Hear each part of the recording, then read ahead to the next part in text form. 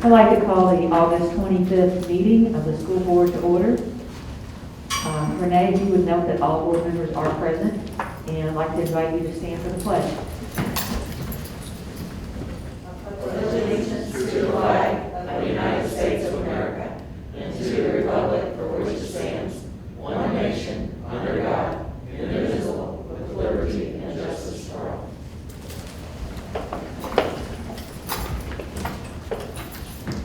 Okay, first we have approval of the agenda. Board, may I have a motion? Madam President, I move that we approve the agenda as submitted. Thank you, Ms. Hutchinson. May I have a second? Second. Thank you, Dr. Clayton. Any questions or comments on the agenda? All right. All those in favor of approving the agenda, please signify by saying aye. Aye. All those opposed? Okay, the agenda is approved. We have no public comments on agenda items.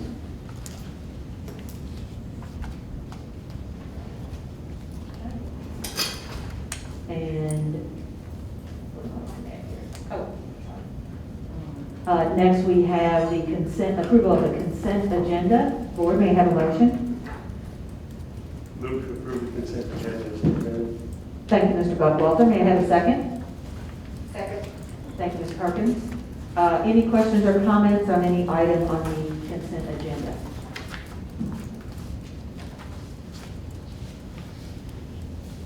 Okay. All those in favor of approving the consent agenda, please signify by saying aye. Aye. All those opposed?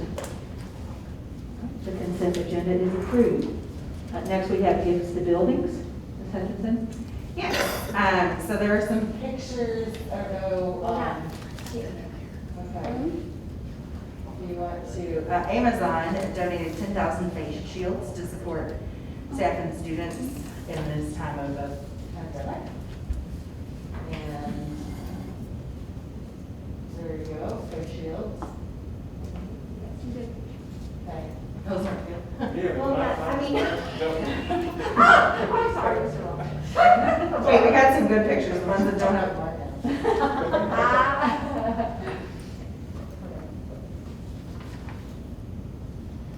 I love that guy's Oh, mask. I know. I do too. Those were little kids and they were signing little.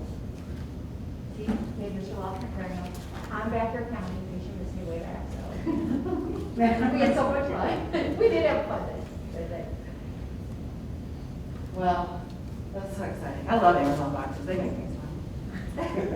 It was an awesome donation. I always thought that the arrow was a smile, but it's from A to Z in Amazon, like saying they have everything from A to Z. A little tidbit for you. This is Wendy Gallagher, she was trying one on for us. Oh. So this is Melissa Bauer's assistant.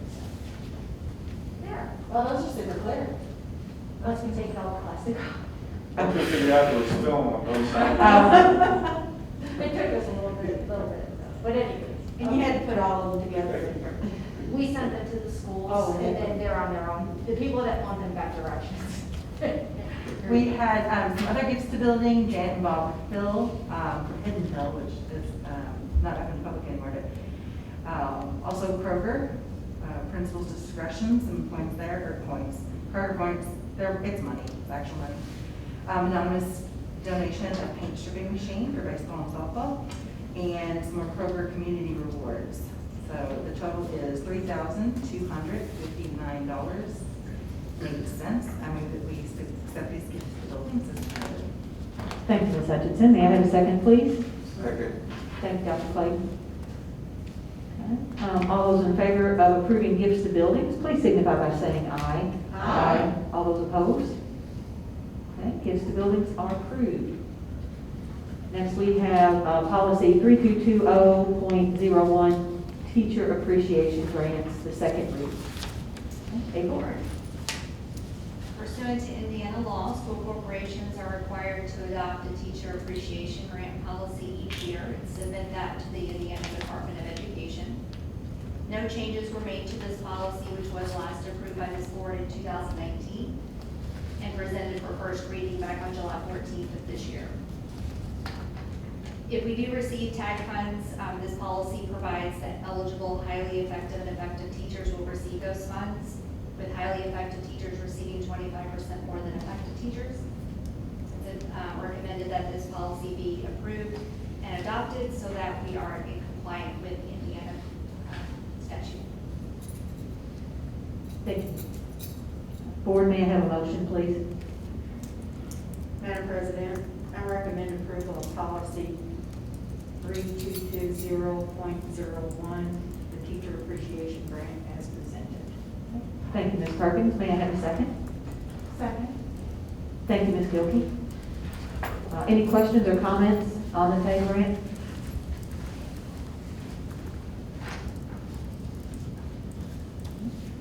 All those in favor of approving the teacher appreciation grants, please signify by saying aye. Aye. All those opposed? All right, the grant is approved. Next, we have the office H2O.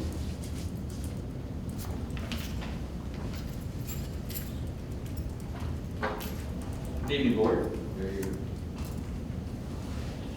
So the office H2O, these water stations are going to replace and already have the district's traditional water fountains under CDC local health department guidance due to COVID-19 return to school protocols. FEMA has asked us to request reimbursement, and we have, for the cost of the water stations, including the ongoing cups that we're having to order at those respective stations as well.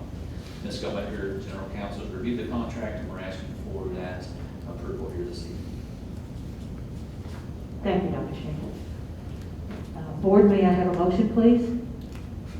Madam President, I move that we approve the Office H2O agreement. Thank you, Dr. Clayton. May I have a second? Second. Thank you, Mr. Hawkins. Any questions or comments on the H2O?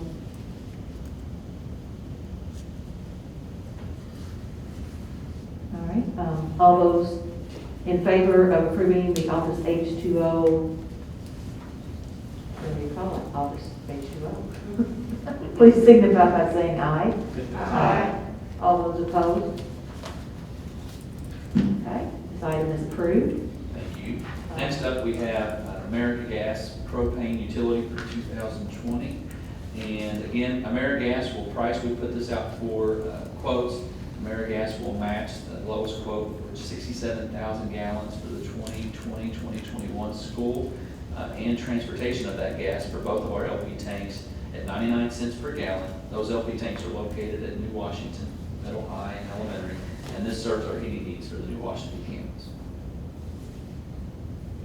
Thank you. Board, may I have a motion, please? Madam President, I move that we approve the agreement with amerigas for the base price on the gas listed. Okay. Thank you, Mr. Hawkins. May I have a second? Second. Thank you, Mr. Buckwalter. We'll give you that. Any questions or comments on this item? I do have a question. It doesn't have to do with this specifically, but it does have to do with the tanks. I thought I remembered something a few months ago about replacement of those tanks. Replacement of the tanks, they service those and they actually own those. So that was one of the things that we were actually able to use as leverage, that we were going to have them come and remove those unless they honor that competitor's price.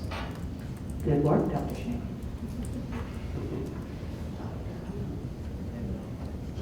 Any other questions or comments on this item? All those in favor of approving the amerigas propane utility or contract for 2020, please signify by saying aye. Aye. All those opposed? This item is approved. Thank you. Okay, thank you, Dr. Shank. And next we have the centaur service agreement. Dr. Hartledge? Good evening, Board. Centos will sanitize and clean all 17 schools, the Fetter Center, and the Administration Building on a weekly basis with an electrostatic spray treatment to provide an additional layer of cleaning, which will provide a sanitary learning environment for our students. The cost of the treatment each week is $3,050 and will be paid for with CARES Act funding. This cleaning will take place each week until the electrostatic backpack sprayers arrive that we have previously ordered, also with CARES Act funding. The sprayers were ordered in May. Once all the new sprayers are received, we will take care of these cleaning needs internally with our GCCS employees. We are not committed to a minimum amount, and if a building were to be shut down for additional emergency cleaning, that will be billed to FEMA. Ms. April Geltmaker has reviewed this contract. Thank you, Dr. Harwich. Board, may I have a motion, please? Madam President, I move that we approve the service agreement with Centos. Thank you, Ms. Hutchinson. May I have a second? Second. Thank you, Dr. Clayton. Any questions or comments about this agreement? Just to make it clear that at any point when everything is in, we don't have to give them, do we have to give them 30-day notice or anything like that? We have a 30-day exit clause once we receive everything, but honestly, the way in which we've been receiving everything, it's probably not all gonna arrive at the same time, so there's probably gonna be a little bit of a gap of services that are gonna be needed anyway for that period of time, just based upon what we've been experiencing with emergency cleaning. So, but we do have that 30-day exit clause that has been put in the contract. Thank you. Any other questions or comments on this item?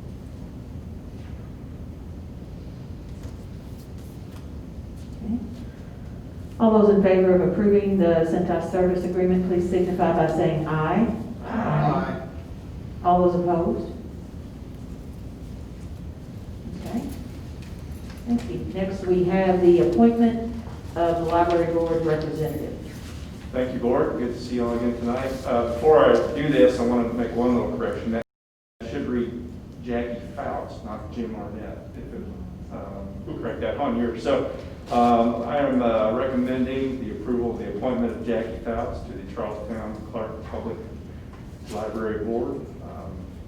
With the expiration of Jackie Fouts' term as of March 22nd, 2020, Ms. Fouts states that she would accept reappointment to a third and four-year term. Ms. Fouts is an excellent board member and has represented the school corporation well. So ask the board to support her appointment. Okay, thank you. Board, may I have a motion, please? Madam President, I move that we approve Jackie Fouts as the, for the appointment of library board representative. Thank you, Dr. Clayton. May I have a second? Second. Thank you, Ms. Perkins. Any questions or comments on this item?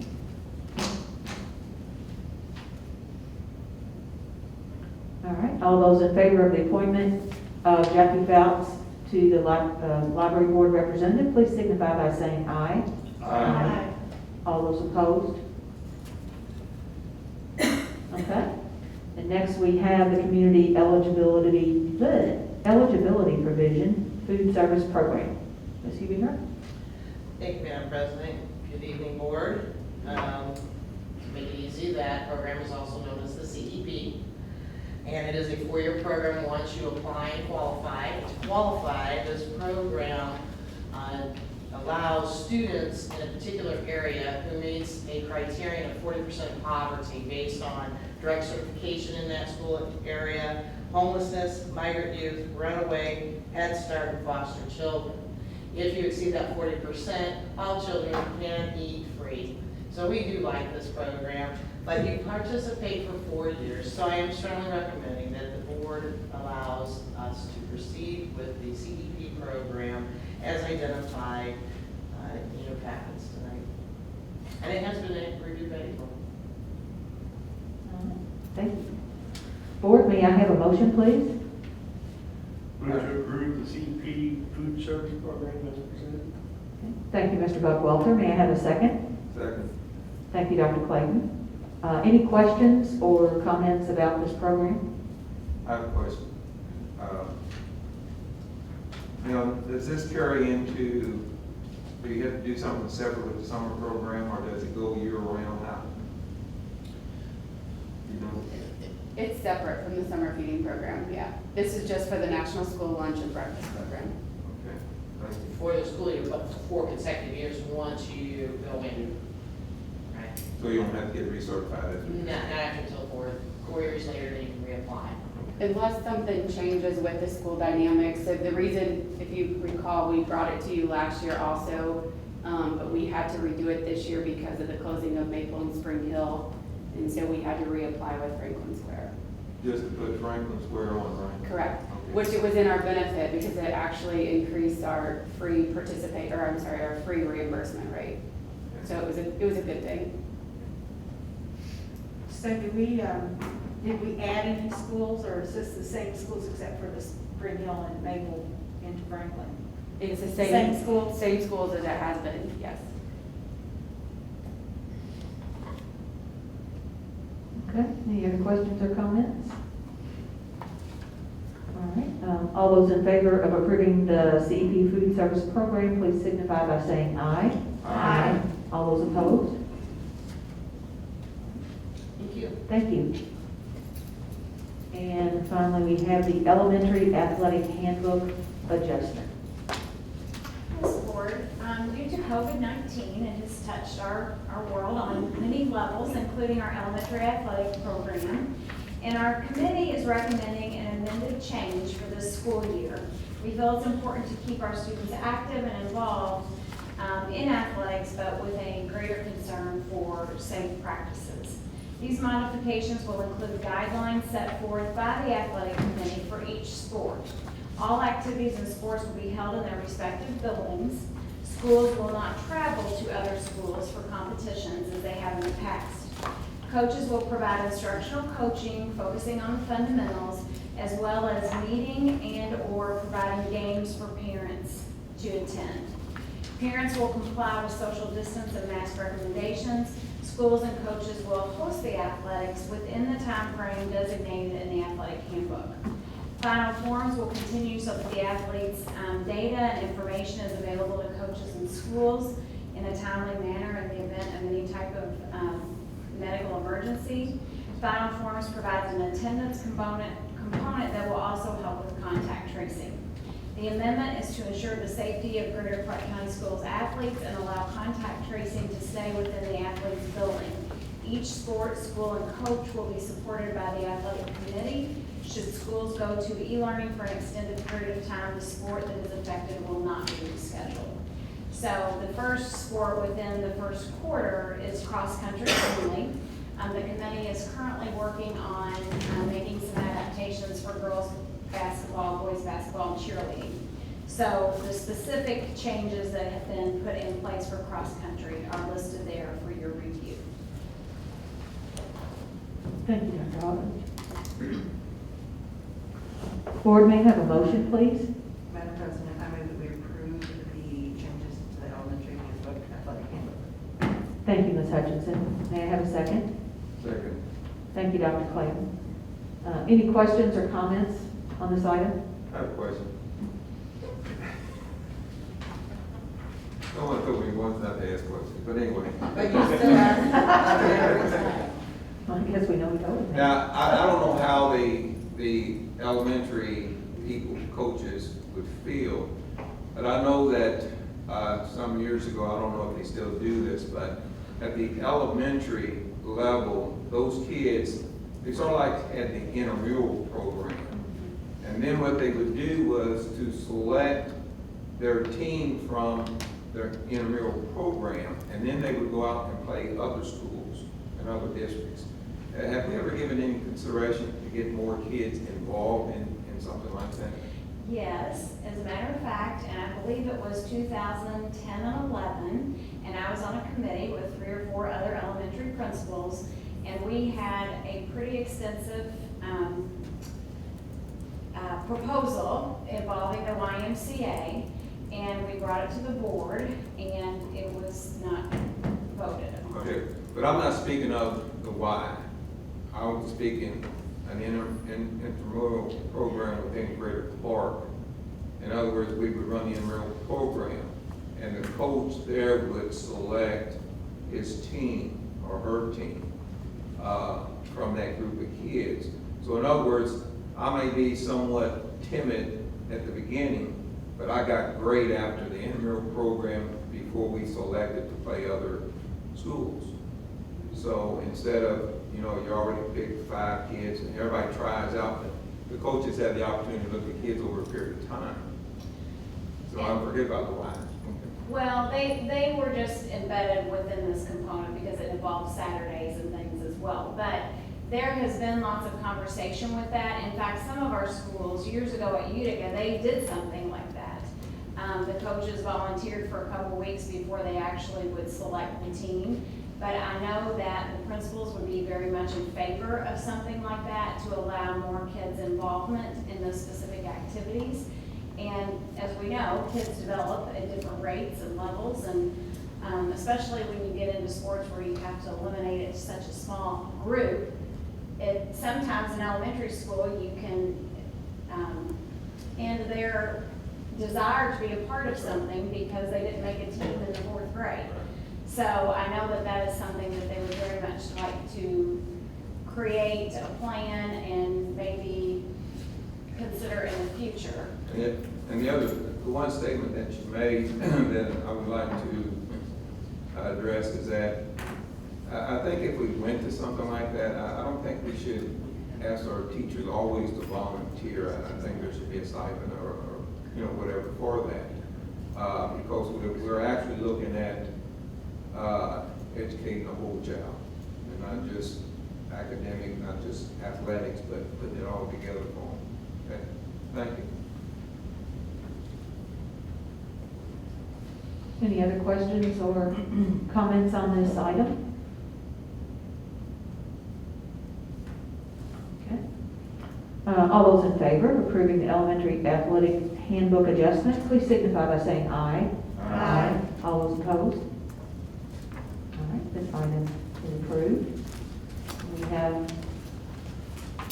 no public comments on non-agenda items.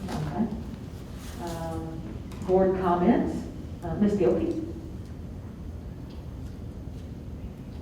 I'm sorry, I was caught off. Oh. Caught off guard by there's something under there. I'm not used to. It's for when Mr. Lochner gets to him, just, You you guys keep going. He gets a Just special something little to line. share. Yeah, we have something we want to Some share. data we want to share. Yeah, that's all. I'm good, thank you. Okay. Ms. Perkins?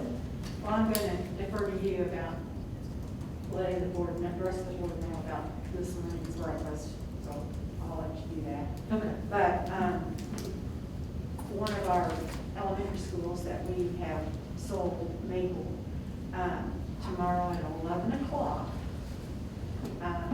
they're supposed to have a grand opening or ribbon cutting of what they're calling Maple Leaf, which is their little preschool and programs that they promised to have there. Anybody would like to come? I'm going to see. Okay. Mr. Hawkins? No comment. Okay. Mr. Buckwalter? Dr. Clayton? Yes, I have all this. No comment, thank you. Nothing for me, thanks. Love. All right. Can I think on behalf of the administration building, we'd like to thank the board for providing us a wonderful breakfast this morning for our cabinet, and then for the whole building. I mean, everybody really appreciated it, and we still get to snack tomorrow. We want to stay. I did taste test. I did taste test everything. It'd be That's great. okay, that's okay. Keep it like that. Just to make sure, the bagels, just make sure it wasn't, tainted. People were very appreciative, and we want to thank you. I'm thinking on behalf of the admin building, so thank you guys so much for thinking of all of us. It was fun. A lot of people put a lot of hours in to get this school year going, and still keep it going. We know y'all are running out of steam, so fuel you for a few more days. Yeah, I just saw Mr. Lochner eat. Yeah, I I'm did. impressed. I did. Did you eat? Yes, I did. Yes. The pattern is if it's free, Yeah. never ending. That doesn't always work.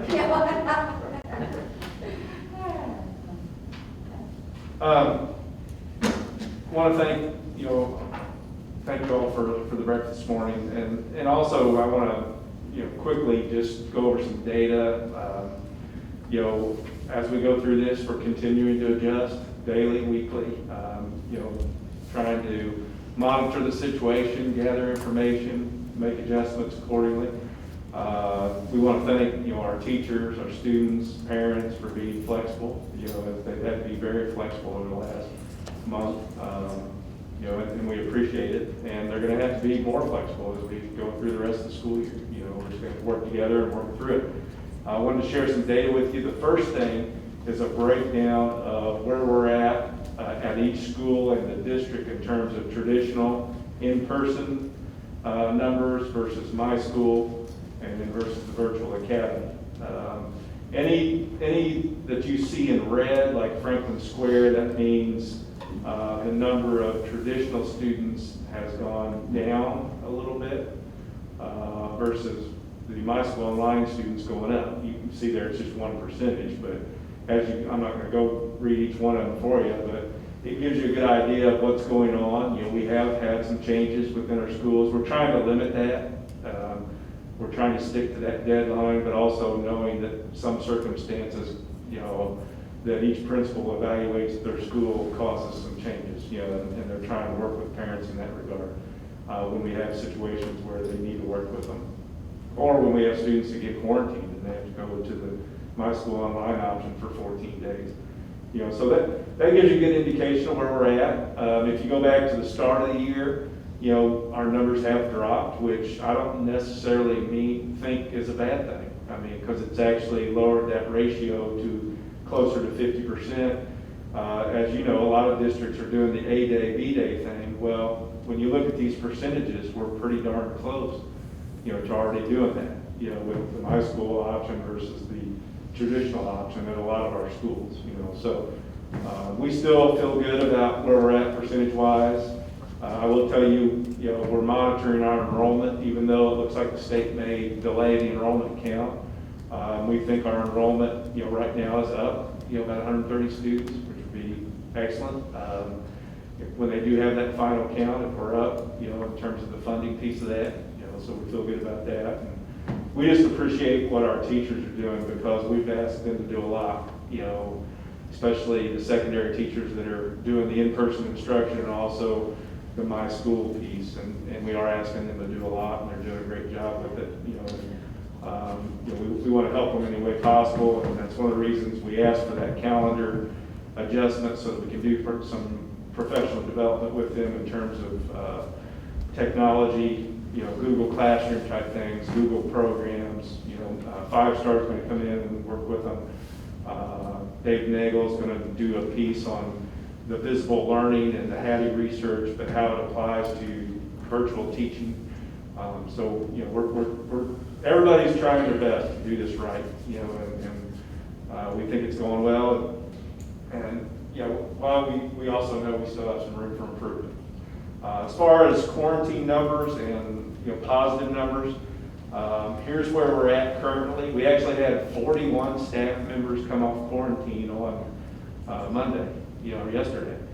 So that was a big benefit to a lot of different schools when you get that many staff back off quarantine. So currently, right now, we have 27 staff members quarantined, which is about 2% of our staff, across the district.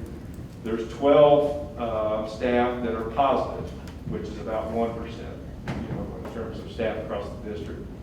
Now this is as of, I say right now, August 18th. It's as of August 18th. Numbers from the beginning or the start of the school year, if you go all the way back to the first day of school, we have quarantined 375 students overall since the start of school, which is right at 5%. And we've had 18 positive cases, which is just about just under 0.5%. So, what that tells me is what we're doing in our schools, our principals, our teachers, our students is working. Our numbers are pretty low. When you look at, we have 7,000 students coming into our schools. We have 1,350 staff members. What we're doing is working pretty well. Students are wearing masks, they're trying to social distance. Our principals, teachers are handling that piece really well. athletics, the coaches are handling it well too, so we feel good about that piece. I will tell you, since August 18th, we've had 2 more positive students and 1 positive staff, and 23 more students quarantined since the 18th. So all those previous numbers were up to August 18th. But like I said, I feel good about where we're at. We're going to have to continue to monitor the situation, make adjustments, and this week, the first 2 days so far, knock on wood, have been pretty good. I know, don't say that. But last week, I mean, there were some. I'll be very honest. There were some schools that they were at their breaking point in terms of staffing. If they would have had 1 or 2 more staff members quarantined, there were probably 4 or 5 schools where if that would have happened, we may have had to shut down for a week. And so we're monitoring that closely. Karen Wesley and Melissa Bauer and Dr. Hartley are talking to those principals all the time, monitoring that piece of it. And if we get to that point where we don't feel comfortable with opening that building because of positive cases or quarantines, then we'll close it down for a week. We'll do what we have to do. So, yes. Cut you off. Now, are we getting statistics from those kids that are at home? How many have been tested? How many have tested positive? The My School Online kids. Do you have numbers on that? We get some of that data from the health department. I know about a week and a half ago, we were up to 5 My School Online kids. I know my granddaughter. It was up to 5 that had never stepped foot in our schools, but they were doing the My School Online, but ended up having a positive. Yeah, I know with some of the parents having to work, you never know. Yeah. Because I know she stayed home, and the only one that could have brought it in was Dad. But if you could get that, I would like. Yeah, well, I have Teresa Stingle. Yeah, and Teresa does it, I mean, she gets stuff from the health department and stuff that sometimes they'll call and let her know, but I don't think she had the My School Online. It's very rare that, like mostly parents, she said this morning, are reporting it. Right? Yeah, we don't get every one of those since they're not actually in our schools, but. Right, so, great finish. Well, you're saying, well, okay, they're not in the school, but they're in the virtual. Yeah, but we're not knowing it because the parents aren't telling us and the health department doesn't tell us. Yeah. It doesn't require a contact tracing on our part, Right. so sometimes they don't. Yeah. They don't alert us of a positive case in that regard. But, and I guess the problem, excuse me, I won't. That's okay, take your time. I guess the reason I ask that is that a parent may be, maybe call back to work and their child tests positive. Well, instead of telling the school, they're just sitting home in school. And I know these things do happen. So I just, I would think that it would be advantageous for us to get some of that information in case those kids would come back into the program. Yeah. Well, we need to track it because as we get into the spring and we have to do iLearn testing, we may have to bring those My School Online kids into the school to test them. We may have to do that when the other kids aren't there and figure out how we're going to do that. But And I know they do get, but just like she went back and she had tested negative. So I do know that the parents are self-quarantined. They're at home. So, but I just feel like that would be very important for any child that didn't let us know, or any parent didn't let us know that the child was in that close proximity. If you get that call back. How do you feel? Thank you. So I know that you guys are doing a lot with the teachers, with the professional and things like that. How are we giving them like the most precious thing as a teacher, which is time? Like what are there, is there any district initiatives? Is it all at the building level? I know I've heard from some teachers in some buildings and things like that, but. One of the things we did early on before school year started was work with the association on, looking at how many 0 periods. In the past, we've taken 3 0 periods. The principals have been able to take 3 0 periods to do professional development. Mm-hmm. We pulled back on that and told the principals not to take more than 2 and make sure that if they were going to use a 0 period, that it was very, very specific to what we were trying to accomplish. Like it wasn't just a book study or something like that. That very specific to what we were dealing with in terms It of wasn't a COVID. meeting, that could have been an email. Right. So, and our principals have done a good job with that, I think, and so we're trying to give teachers more time for them to, develop the online piece of what they're doing and just dig in, to all the, just Google has so many different programs and platforms and things that you can use, but it takes time to dig into it, figure out how to use it with students, So we've asked our principals to monitor that closely, make sure they give the teachers time to dig into those programs. And I will tell you just one thing. I was able Friday night, because of the weather, actually attended both football games. I was at Jeff High and Floyd Central for the first quarter, and then had a storm delay, and I was able to make it back to Silver Creek and watch Charlestown Silver Creek play till for the first half almost. And those activities went really well too. I mean, people were following the guidelines, and the student athletes and the cheerleaders, and I was impressed with how they handled the situation. I have a question about the my school online and traditional. I understand how traditional training works or education works. Teachers there, they do their classes, and the students are there. My school online, how does that? What's that look like? Well, what it looks like at the elementary level versus the secondary level is different. We basically were able, because of certification, we were able to take a certain number of elementary teachers and just pull them out of their regular schedule to do that's all they do is the My School Online piece. Okay. They're working with their kids that they've been assigned just on My School Online, but because of certification issues with middle and high school teachers, you can't really do that. So those teachers, the kids stayed in their sections, the kids kept their schedule, and those teachers at the secondary level are having to do both, where they're doing the in-person instruction during the day, but they're also doing that My School Online piece, whether it's recording the lesson or some of them are doing it synchronously, where the students can log in. I think most of them are recording it and then sending it to the students through Google Classroom. And that's probably the piece that's been the most challenging for the secondary teachers is, we're asking them to do almost double duty, essentially, where they're having to come up with two different lesson plans, but it's a lot more work on their shoulders in terms of trying to do both. And we're trying to work through that. How can we work through that and ease that burden a little bit on them? Other districts have done the live streaming option where kids have to log on or log in at certain times, whatever their class time was for that teacher. We didn't feel like that was the best option for us. We felt like it'd be better for the teachers to have flexibility.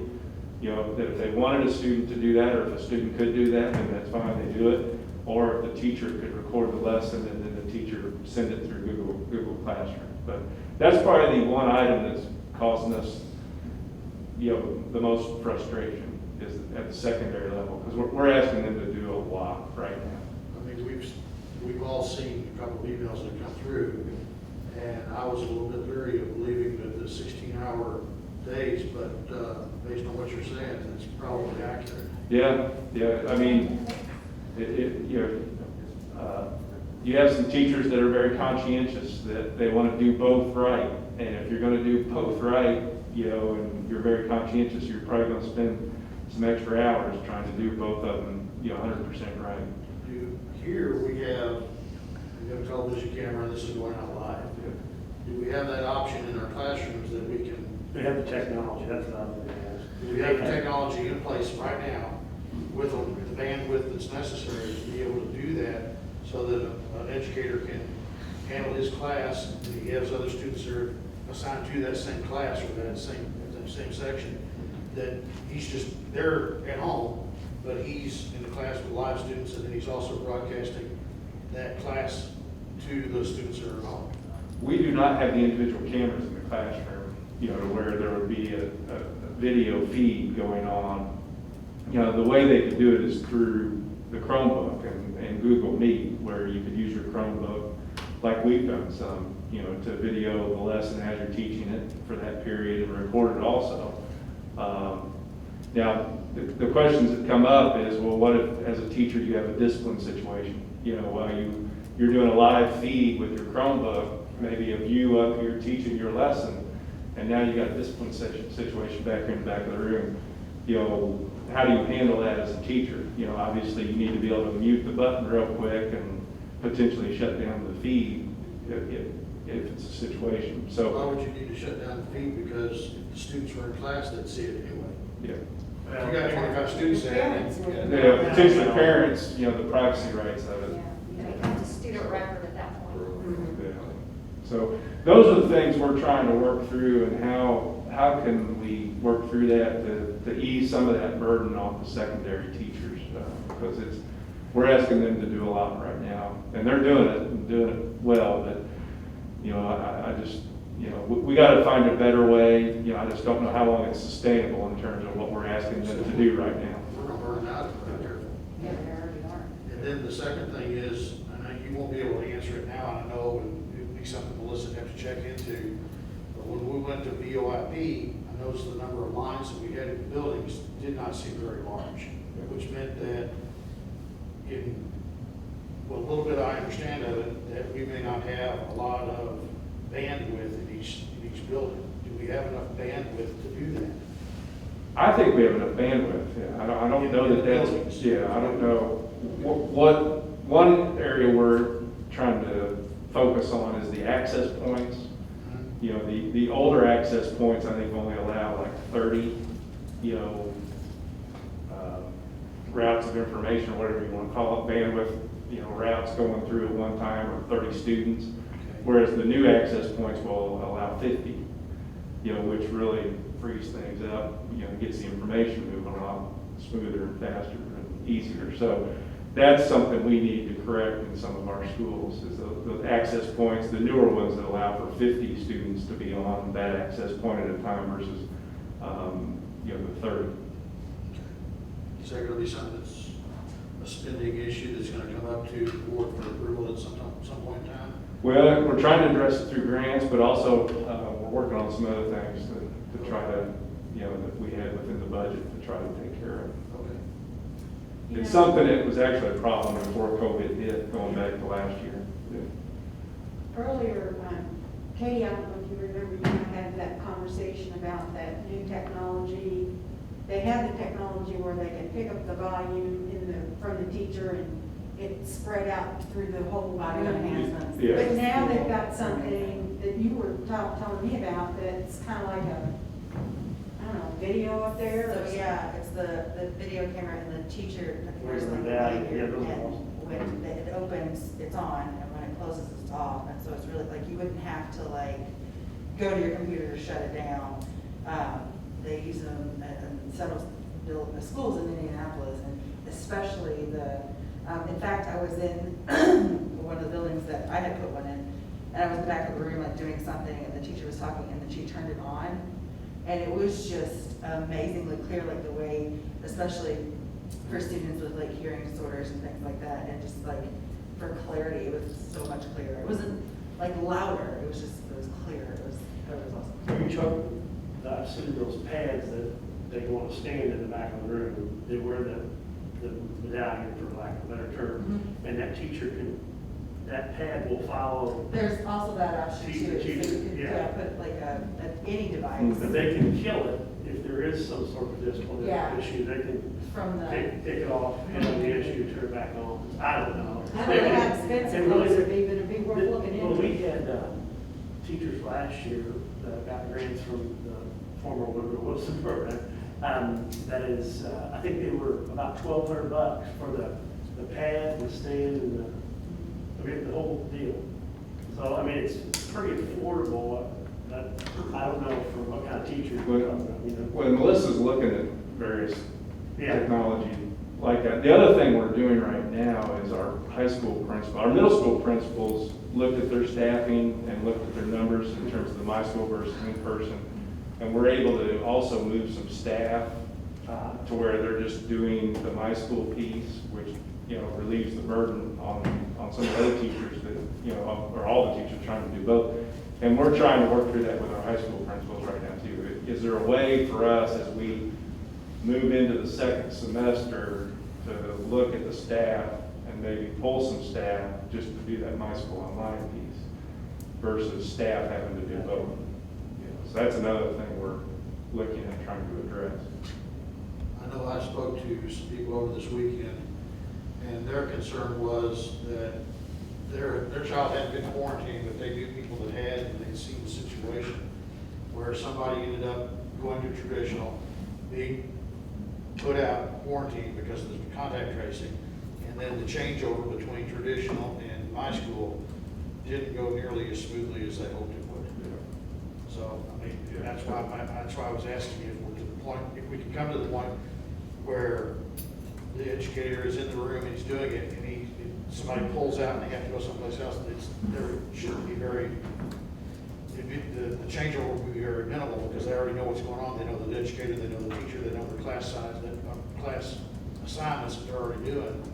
It would just be, I'm doing it at home now instead of doing it. Was that an elementary example or a secondary? It was middle school. Middle school. Yeah. Yeah, and they're doing a lot of, they're doing something similar to the elementary where you have teachers just doing the My School piece. But I can see where if you got a teacher doing My School, you have to pull an elementary student out of traditional and put him into a My School. Even though the teachers are doing the same program, there's still going to be some differences between them. Well, there's a learning curve, just trying to get on Google Classroom and get through the links. That was another point that was being made. Yeah. Yeah. And that's the other thing, how can we educate our parents too, in terms of helping their kids navigate Google Classroom and get logging on and maybe doing some educational videos for them too, in terms of that. Okay.